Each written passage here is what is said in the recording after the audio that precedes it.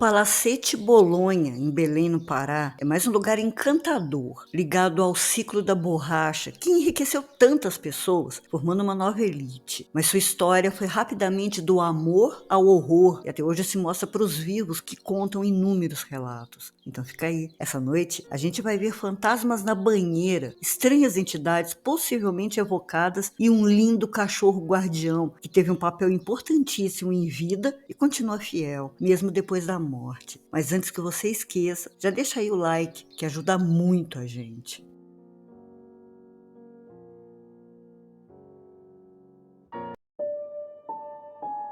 Boa noite, eu sou a doutora Plague, abrindo as portas do sanatório. Sejam muito bem-vindos ao Pará. Antes de conhecer a história do palacete, vale a pena antes saber um pouquinho sobre a vida do homem que o construiu, já que as assombrações do lugar estão, claro, atreladas a ele. Francisco Bolonha nasceu em Belém em 1870, em uma família rica e tradicional da cidade, que enriqueceu ainda mais com a extração da borracha. Enquanto ainda era criança, convivia com a doença da mãe, que sofria de uma depressão severa. A época era chamada de melancolia, então foi decisão do pai dele que se mudassem para Paris para que pudessem tratá-la. E a família até que viveu bem lá. A mãe de Francisco até apresentou uma melhora e por isso decidiram que seria uma boa hora para voltar ao Brasil. Mas não foi. Depois de alguns anos de volta, quando Francisco tinha 10 anos, ele viu sua mãe simplesmente caminhando até o mar e sumindo nas águas. Ver a morte da mãe daquela maneira, claro, o deixou tão traumatizado que ele simplesmente parou de falar. Ficou mudo. Também tinha pesadelos terríveis, não conseguia esquecer a cena que presenciou e a depressão também acabou pegando. Então vocês imaginem o desespero do pai, do senhor Manuel, que tinha perdido a mulher para a depressão, vendo o filho indo para o mesmo caminho. Manuel Bolonha, desesperado, tentou todo tipo de tratamento para o filho Francisco. Tudo que o dinheiro podia pagar, médicos, psiquiatras, para pelo menos conseguir com que o filho voltasse a falar. Nem os melhores profissionais do mundo conseguiram nenhum resultado. Nem a ajuda de padres, curandeiros, benzedeiras e até pajés tiravam o menino daquela escuridão. E o senhor Manuel já começava a achar que também ficaria sem o filho. Mas aí um anjo chegou à casa da família. Francisco ganhou de presente um enorme, lindo Rottweiler. E essa amizade o fez voltar a falar, voltar a sorrir e aos poucos voltou a pegar o rumo da vida. O tempo passou, com 16 anos, já completamente recuperado da depressão, Francisco foi estudar engenharia no Rio de Janeiro. Se formou e foi exercer a profissão em Paris. Exercer a profissão mais ou menos, né? Porque o cara se deslumbrou pelas noites de Paris, convivendo com a alta sociedade, com artistas e também com as mocinhas da noite. Sua vida passou a ser virar noites em bordéis, em bares, bebendo demais e usando alucinógenos. Tava mais feliz que pinto no lixo, até outra tragédia acontecer. Seu melhor amigo, assim como sua mãe, tirou a própria vida na frente dele. E de novo, Francisco Bolonha se afundou na depressão. Se lembrou da mãe? Voltaram os pesadelos, as angústias e também o desespero. Já não via mais sentido na vida e passou a beber ainda mais e a usar mais porcarias, né? Em meio a toda essa bagunça, ainda se envolveu com pessoas que mexiam com magia e com ocultismo e se dedicou bastante a isso. Mas um tempo depois, ele decidiu que queria dar um fim em tudo e voltaria ao Brasil para isso. Foi ao mesmo lugar onde sua mãe morreu para fazer a mesma coisa. Mas ficou muito tempo por lá pensando, não teve coragem e desistiu. Francisco ia tentando suportar a vida.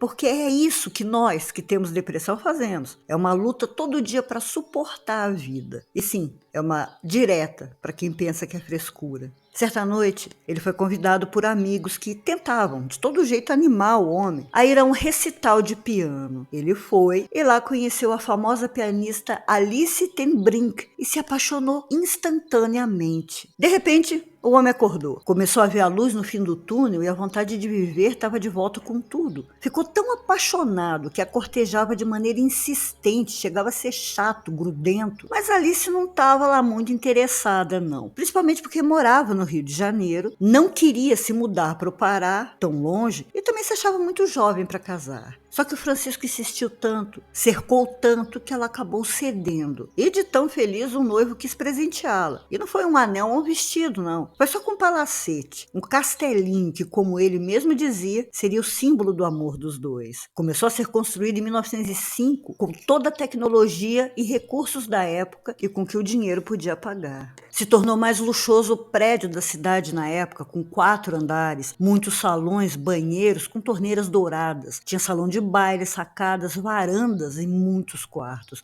Uma construção com quase 20 metros de altura. Sem esquecer que tinha instalação elétrica, água quente e fria em todos os banheiros. Tinha rede de gás e esgoto, ou seja, ele cumpriu o que prometeu a Alice quando disse que daria a ela um palácio de contos de fadas. Mas os contos de fadas podem se tornar contos de terror. E parece que o sonho já estava destinado a ser um pesadelo, a começar pelo lugar onde foi construído. De novo, esse povo parece que não aprende, sempre constrói em pontos infestados de energia. É claro que lá não foi uma avenida desde sempre, era na verdade uma charneca pantanosa, pântano mesmo, inundado de água estagnada, natureza em decomposição e habitado, claro, por jacarés bem grandinhos. Só que vai piorar, porque uma vez por mês uma carroça cheia de corpos de escravizados os desovava lá para que os jacarés o comessem, às vezes até mesmo os vivos, doentes e debilitados. E por muitos anos, aquele pântano ficou conhecido por ser assombrado e maldito, já que os moradores relatavam que gritos pavorosos vinham dali. E olha que era um lugar afastado, hein? Mas mesmo assim eles conseguiram ouvir. Quando todo o pântano foi drenado para que a avenida fosse construída, centenas de ossadas foram encontradas. Mas nem assim, ninguém se importou em dar um enterro digno para aqueles ossos. Simplesmente os colocaram de lado. O lugar já estava amaldiçoado, cheio de almas sem descanso, de homens, mulheres e crianças escravizados,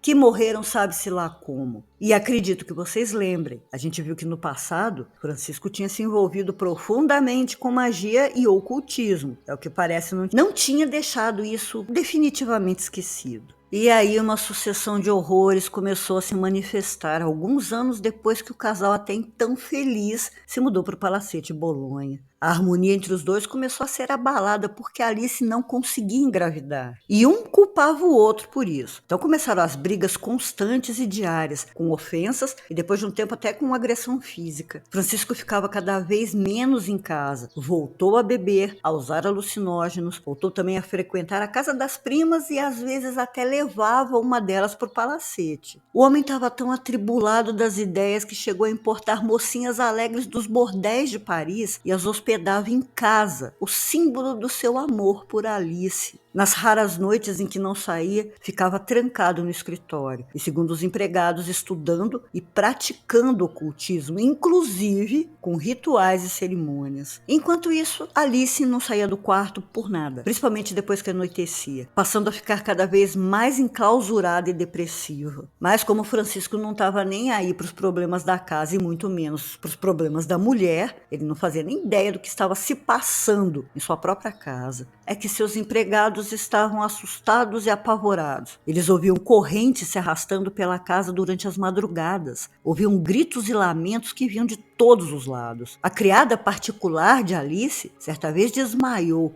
e quando recobrou os sentidos contou aos prantos que tinha visto 3 homens negros com os corpos estraçalhados, como se tivessem sido atacados por animais bem grandes. E foi uma dessas aparições que fez com que Dona Alice se trancasse no quarto. Ela rezava o dia todo e durante a noite não conseguia dormir com medo do que viu. Segundo ela, em uma madrugada em que não conseguia dormir, caminhava pela casa esperando o sono chegar e quando entrou no salão de festas, viu o espírito deformado de um homem escravizado. Aquilo a abalou muito e ela tinha muito medo de deixar seu quarto. Enquanto isso, o marido se afundava cada vez mais na bebida, na baderna, nos entorpecentes e na magia negra. Já estava irreconhecível, magro, abatido, com olheiras fundas. Era diabético e, graças à vida que estava levando, contraiu sífilis, piorando a cada dia. E Dona Alice cuidou de Francisco quando ele caiu de cama, ficando a seu lado até ele morrer. Depois disso, como já não queria mais continuar naquela casa, né? Porque além de tudo que passou lá, o treco ainda era assombrado, Dona Alice vendeu o palacete, pegou o resto da fortuna do marido e foi para a Europa. Nunca mais a viram. O casarão se tornou, depois de algum tempo, a prefeitura de Belém. E aí vieram mais relatos. Os funcionários diziam que a casa sempre teve uma atmosfera estranha, deixava as pessoas desconfortáveis e nervosas. Isso ficava ainda pior quando objetos desapareciam ou mudavam de lugar. Armários se arrastavam e portas batiam mesmo em cômodos vazios. E é claro que o herói sempre é o vigia noturno, né? Coitado, sempre o contemplado. Esse aí pediu demissão por ter visto um escravizado com o braço dilacerado parado no corredor onde fazia sua ronda. Os anos foram passando e o palacete voltou a ser uma residência, sendo comprado e vendido por muitas famílias tradicionais da cidade. Mas o máximo de tempo que essas famílias permaneciam morando lá era 6 meses. Mas não contavam por que saíam de lá, talvez para não desvalorizar o prédio, né? Mas dizem que são muitos os espíritos atormentados que habitam o Palacete Bolonha, inclusive o próprio Francisco, e que a casa transmite tanto beleza quanto medo, já que as pessoas sabem da fama do lugar e muitos testemunharam fenômenos impressionantes, principalmente os moradores do bairro de Nazaré. Eles contam que em madrugadas, principalmente chuvosas, é possível ouvir o latido de um cachorro bem grande vindo do palacete. E eles dizem que é o espírito do Rottweiler de Francisco que ainda guarda a casa. Seu corpo está enterrado em frente ao casarão, em uma sepultura muito bonita, decorada com um mosaico, onde estão escritas as palavras Cave Canem, cuidado com o cão. Aliás, o doguinho virou lenda, e parece que realmente ele ainda protege a casa e seu dono que continua por lá. Eu vou contar isso, mas antes deixa aí o like generoso, comenta e deixa a sua batata. Depois de passar 30 anos fechado, o casarão foi então reformado e aberto à visitação pública. Mas isso de maneira nenhuma acabou, sequer acalmou as manifestações. Muito pelo contrário, já que a gente sabe que as reformas mexem com a energia e deixam os espíritos e assombrações ainda mais irritados. Visitantes e funcionários contam ver mulheres nas banheiras, vultos passando por todos os lados e assustadoras aparições dos escravizados mutilados. Essas são as mais frequentes, assim como as mulheres caminhando pela casa, deixando um perfume forte no ar. Um relato bem conhecido é de um grupo de teatro que foi contratado pela prefeitura para que se apresentassem no palacete. Quando uma das atrizes foi usar o banheiro, ela viu uma mulher que descreveu como cadavérica. Ela estava na banheira. O susto foi tão grande que ela desmaiou e bateu a cabeça. Precisou ser socorrida e levada ao hospital. Antes da reforma, um funcionário que estava no segundo andar, verificando o que precisava fazer, percebeu que alguém tinha chegado em uma das salas e foi até lá recebê-lo. Percebeu que os pés do homem não tocavam o chão. Com certeza sentiu vontade de sair correndo. Mas antes que fizesse isso, o tal homem muito educado perguntou: "Vocês vão começar uma reforma, né?" O funcionário, gaguejando, respondeu que sim. E aí o homem flutuante disse: "Pode me fazer um favor? Peça a eles que coloquem o número original do prédio."